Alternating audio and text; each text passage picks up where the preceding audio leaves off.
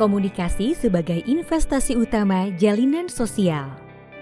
Assalamualaikum warahmatullahi wabarakatuh. Sampurasun.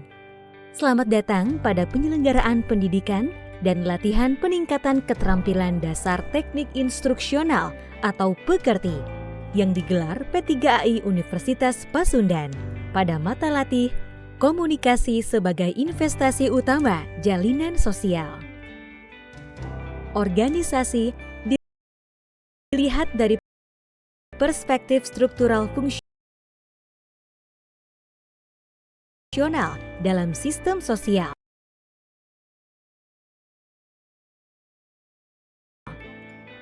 Maka, apa itu sistem sosial? Sistem sosial adalah suatu sistem daripada tindakan-tindakan yang terbentuk dari interaksi sosial berbagai individu yang tumbuh dan berkembang di atas standar penilaian umum atau norma-norma sosial yang disepakati bersama oleh anggota masyarakatnya. Teori fungsional dan struktural adalah salah satu teori komunikasi yang masuk dalam kelompok teori umum atau general theories, sebagaimana terjadinya proses komunikasi efektif. Ciri utama teori ini adalah adanya kepercayaan pandangan tentang berfungsinya secara nyata struktur yang berada di luar diri pengamat dalam komunikasi organisasi. Keseimbangan dalam masyarakat terjadi diakibatkan oleh setiap individu dalam masyarakat memiliki norma-norma sosialnya masing-masing. Tingkah laku mereka terjalin sedemikian rupa dalam suatu struktur sosial. Pengaturan berbagai norma sosial terjadi melalui komitmen bersama atau kesepakatan. Berbagai perbedaan pendapat dan kepentingan dapat diintegrasikan. Mekanisme pengendalian sosial dapat dilakukan dengan proses sosialisasi dan pengawasan sosial atau social control. Lalu, apa itu komunikasi? Komunikasi berasal dari bahasa Latin communis yang berarti sama atau communication yang berarti pertukaran pikiran. Definisi dari komunikasi adalah proses penyampaian informasi, pengertian, dan pemahaman antara pengirim dan penerima. Menurut Thomas Leigh, ada 5 komponen proses terbentuknya komunikasi, yaitu pengirim pesan, sender atau komunikator, pesan yang dikirimkan, message, bagaimana pesan tersebut dikirimkan, delivery channel atau media, penerima pesan, receiver atau komunikan, umpan balik, feedback. Berikutnya, kita akan membahas unsur-unsur komunikasi. Ada 7 unsur komunikasi. Apa saja? Komunikator, membuat sandi atau menyandi, pesan, jalur, menguraikan sandi, penerima, umpan balik, dan yang terakhir, kegaduhan. Komunikasi memiliki peran yang sangat penting bagi kehidupan manusia, yaitu mendorong peradaban peran manusia. Sedangkan dalam organisasi, sebagai sarana mengarahkan dan mengendalikan kegiatan, memahami tujuan organisasi, dan memengaruhi orang-orang. Ada 3 jenis komunikasi, yaitu komunikasi formal, yaitu komunikasi yang disetujui oleh organisasi itu sendiri dan sifatnya berorientasi pada organisasi. Komunikasi informal, yaitu komunikasi yang disetujui secara sosial, yang tidak berorientasi pada organisasi, tetapi pada para anggotanya. Biasanya disebarluaskan melalui desas-desus atau kabar angin dari mulut ke mulut dari satu orang ke orang yang lainnya. Komunikasi nonverbal, yaitu penyampaian pesan tanpa kata-kata. Dan komunikasi nonverbal ini memberikan arti pada komunikasi verbal, seperti ekspresi wajah, kontak mata, sentuhan, postur tubuh, gaya berjalan, suara, dan gerak isyarat. Selanjutnya, kita akan membahas cara berkomunikasi dalam berorganisasi. Kita perlu mengetahui cara berkomunikasi yang benar. Komunikasi ke bawah, komunikasi dari jenjang hierarki yang lebih tinggi ke jenjang yang lebih rendah. Contohnya, instruksi, memo resmi, pernyataan kebijakan, prosedur, dan sebagainya. Komunikasi ke atas. Komunikasi dari jenjang hierarki yang lebih rendah ke yang lebih tinggi. Contohnya saran, pengaduan, atau pertemuan kelompok. Komunikasi horizontal. Komunikasi pada jenjang hierarki yang sederajat. Contohnya koordinasi, integrasi. Komunikasi diagonal. Komunikasi yang terjadi pada lintas fungsi dalam struktur organisasi. Contohnya, pengawas keuangan memerlukan data dari tenaga penjualan. Seperti yang kita ketahui, komunikasi memiliki peran yang sangat besar dalam kehidupan manusia. Maka komunikasi efektif dapat membantu meningkatkan kualitas personal manusia, baik dalam kehidupan atau karir. Ketepatan komunikasi itu penting, lebih penting daripada sebelumnya, karena kita hidup di era yang rentan, di mana kata-kata yang salah dimengerti bisa menimbulkan bencana, sama seperti yang ditimbulkan oleh tindakan mendadak yang tidak dipikirkan terlebih dahulu. Komunikasi yang disebut efektif apabila tersampaikannya pesan, baik secara verbal maupun nonverbal, dengan cara yang baik dalam konteks sosial yang baik pula. Sekarang, saatnya membahas cara berkomunikasi efektif. Ada 5 pondasi untuk membangun komunikasi efektif. Berusaha benar-benar mengerti orang lain, empathetic communication. Memenuhi komitmen atau janji. Menjelaskan harapan. Meminta maaf secara tulus ketika Anda membuat kesalahan. Memperlihatkan integritas pribadi.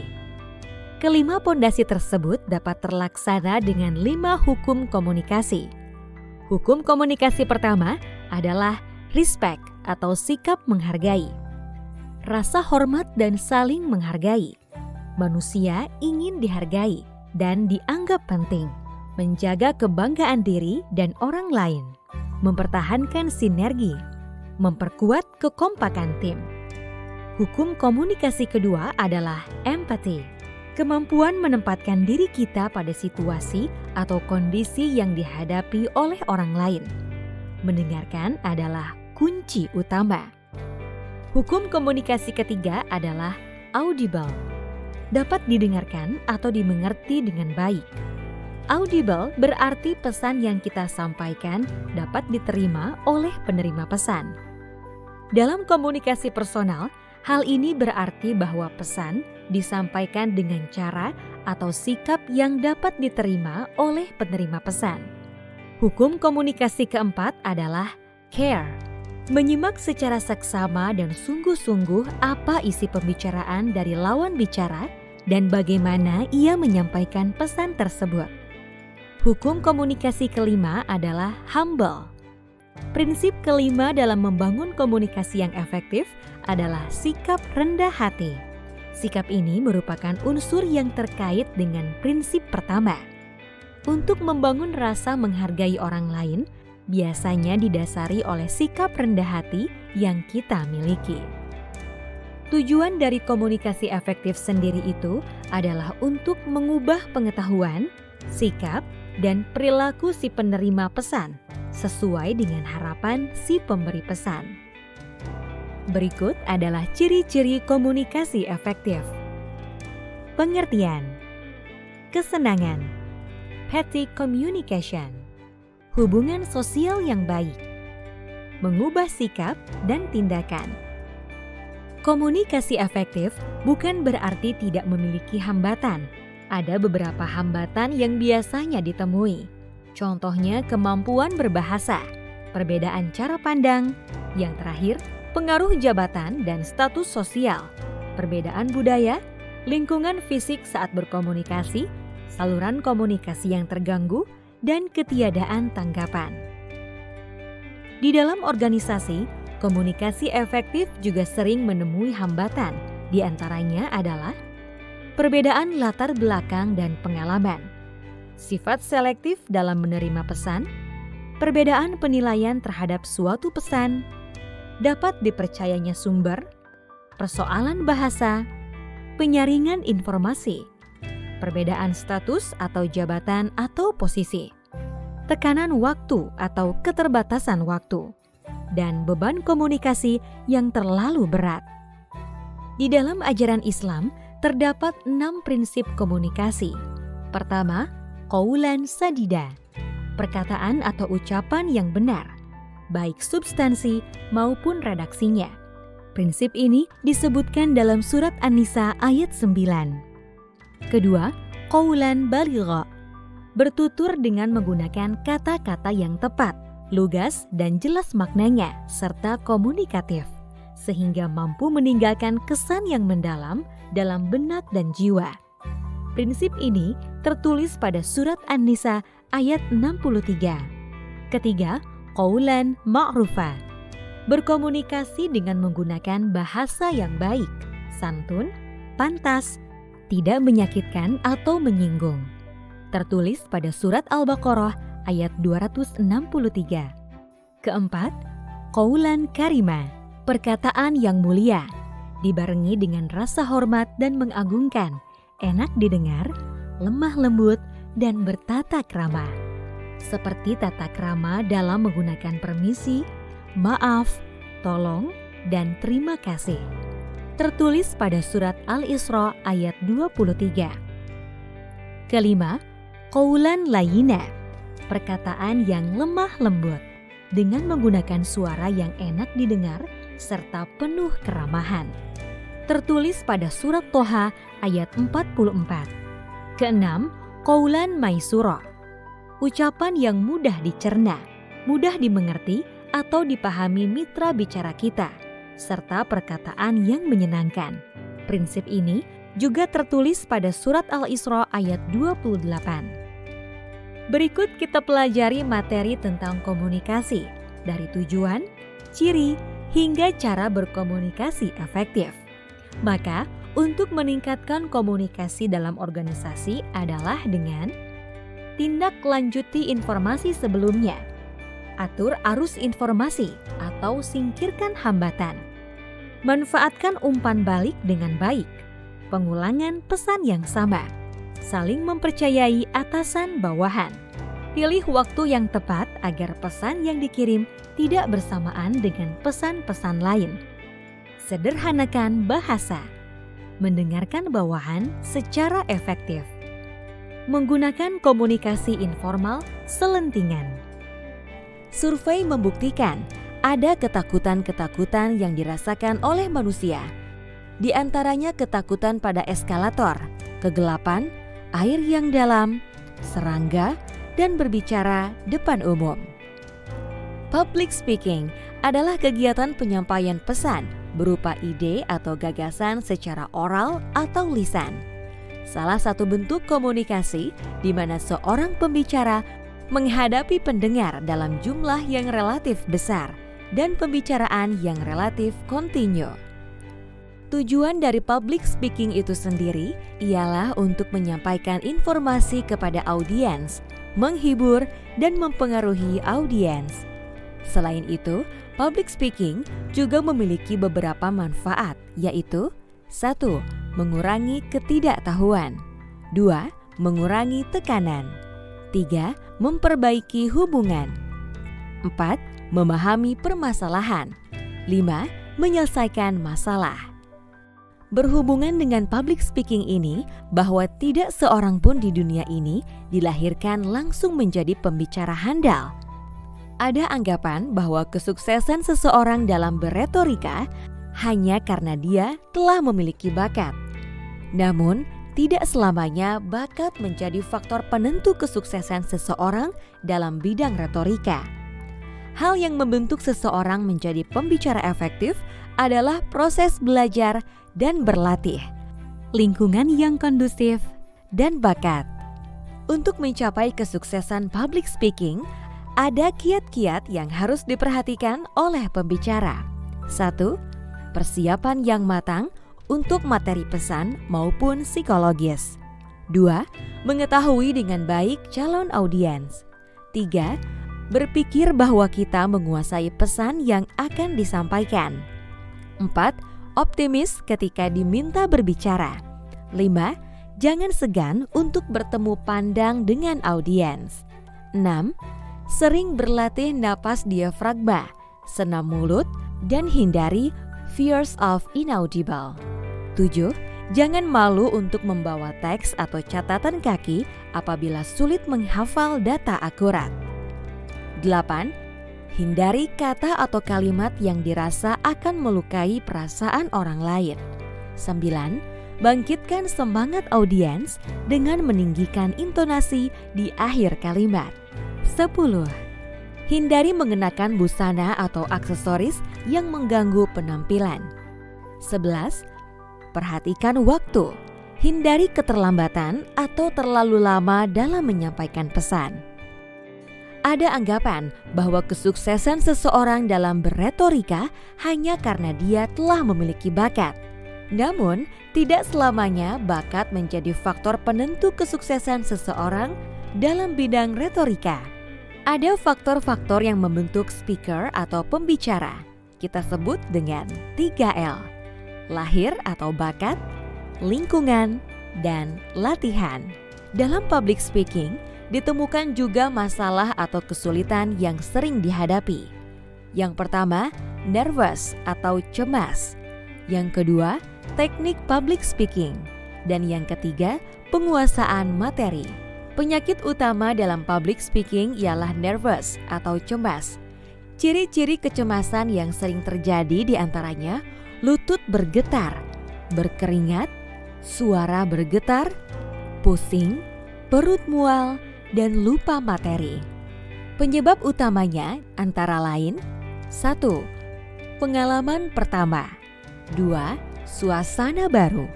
3. Merasa menjadi pusat perhatian. 4. Merasa berbeda atau tidak percaya diri. 5. Trauma masa lalu. 6. Perasaan tidak siap tampil.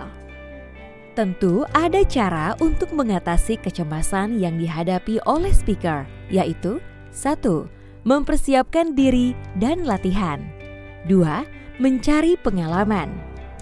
3. Melakukan kegiatan fisik atau latihan olahraga. 4. Menganggap demam panggung adalah hal wajar. Selain itu, ada banyak cara untuk meraih kepercayaan diri. Di antaranya yaitu melepaskan rasa sesal, jangan takut gagal, perhatikan penampilan, dan mengingat kesuksesan di masa lalu. Selain dari mengelola kecemasan, kita juga memerlukan teknik public speaking yang tepat. Berikut teknik yang harus diperhatikan dalam public speaking. 1. Variasi suara. Variasi suara meliputi volume suara dan nada suara dalam berbicara. Selain itu, perhatikan juga kecepatan bicara saat artikulasi bicara. Aturlah sesuai kebutuhan. Bicara dengan cepat menunjukkan antusiasme dan urgensi, sedangkan berbicara lambat memberi penekanan. Berikan pula jeda dalam memberi penekanan. 2. Ekspresi wajah. Ekspresi wajah juga dapat membantu penyampaian materi pada audiens. Pastikan mata tidak terpaku pada suatu benda. Hindari kecenderungan menggeleng-gelengkan kepala dan biasakan untuk tersenyum. 3. Bahasa tubuh. Dalam suasana formal, berdiri selalu lebih baik daripada duduk. Gunakan tangan untuk memegang alat bantu dan tidak dianjurkan untuk berjalan mondar-mandir. Setelah menguasai teknik public speaking, ada beberapa tips untuk merebut atensi dari audiens. Di antaranya, 1. Busana yang sesuai. 2. Datang tepat waktu. 3. Gunakan alat audio visual. 4. Kemukakan sasaran dan tujuan. 5. Kemukakan manfaat yang akan diperoleh audiens. Kesan pertama adalah hal yang penting, begitu juga dalam public speaking. Untuk membuka presentasi, ada beberapa hal yang harus diperhatikan, yaitu 1. Memberikan pujian tulus kepada audiens. 2. Mengajukan pertanyaan retorikal. 3. Mengutip pendapat orang bijak. 4. Memberikan pertanyaan misterius. 5. menceritakan lelucon, dan lainnya. Ada juga cara-cara untuk menutup presentasi dengan mengesankan, seperti 1. Membuat ringkasan dan kutipan. 2. Pernyataan yang memotivasi. 3. Tantangan untuk audiens untuk segera bertindak. 4. Menyajikan lelucon yang relevan. 5. Mengulangi manfaat. 6. Meminta audiens untuk meneriakkan slogan tertentu. Oleh karena itu, ada teknik presentasi efektif yang bernama kupas. Kuasai, ungkapkan, peragakan, ajukan pertanyaan, simpulkan. 1. Kuasai. Kuasai materi, seperti garis besar materi, pokok bahasan materi, dan target materi. Kuasai diri, percaya diri, dan optimis. Kemudian, kuasai audiens, cari tahu usia dan latar belakang audiens. 2. Ungkapkan. Ungkapkan materi dan yakinkan audiens bahwa materi yang disampaikan bermanfaat. Dan jelaskan tujuan materi dengan intonasi dan pilihan kata yang baik. Tekankan bagian penting materi dengan memperlambat intonasi suara, mengulang dan menegaskan kalimat. Sesuaikan gaya bahasa dengan audiens. Selingi humor, cerita, puisi, dan yang lainnya. Bertanyalah untuk memancing keaktifan audiens. 3. Peragakan. Gunakan bahasa nonverbal dengan tepat. Perhatikan juga artikulasi ucapan, variasi tempo, nada, volume, ekspresi wajah, dan juga bahasa tubuh. Gunakan alat bantu berupa visual. Manfaat dari menggunakan alat bantu visual diantaranya yaitu dapat menarik dan mempertahankan perhatian audiens, mengilustrasikan dan memperkuat kata-kata yang disampaikan, mengurangi distorsi informasi dan membantu meningkatkan percaya diri. 4. Ajukan pertanyaan. Selain itu, penting untuk mengajukan pertanyaan pada audiens. Tipsnya, ajukan pertanyaan dalam satu waktu. Hindari pertanyaan yang tertutup dan direktif. Ajukan pertanyaan yang memungkinkan peserta menunjukkan kepandaiannya dan merangsang interaksi audiens. Untuk speaker, perhatikan jawaban verbal dan reaksi nonverbal dari speaker. Variasikan jawaban yang berbeda, puji jawaban yang benar, dan perbaiki jawaban yang salah tanpa mengkritik atau menyudutkan. 5. Simpulkan. Di akhir sesi, coba untuk mereview materi dari awal hingga akhir secara garis besar untuk lebih mengkomprehensifkan pemahaman audiens. Simpulkan dengan simpel dan sistematis. Adapun hal-hal yang harus dihindari oleh seorang speaker diantaranya tampil tidak siap dan tidak terorganisir, terlambat memulai dan mengakhiri, menanggapi pertanyaan secara tidak tepat, menggunakan alat bantu dengan tidak profesional, menampilkan kebiasaan-kebiasaan buruk, menyajikan humor yang tidak tepat, menggunakan bahasa yang tidak tepat dan tidak update atau kurang informasi. Kesimpulannya dalam public speaking adalah kemampuan berbicara sangat penting untuk kehidupan kita. Siapa saja bisa menguasai public speaking. Jangan putus semangat. Terus berlatih dan berlatih. Demikian, Anda telah mempelajari materi pendidikan dan pelatihan Pekerti pada mata latih komunikasi sebagai investasi utama jalinan sosial. Terima kasih atas perhatiannya. Sampai jumpa pada mata latih berikutnya. Wassalamualaikum warahmatullahi wabarakatuh.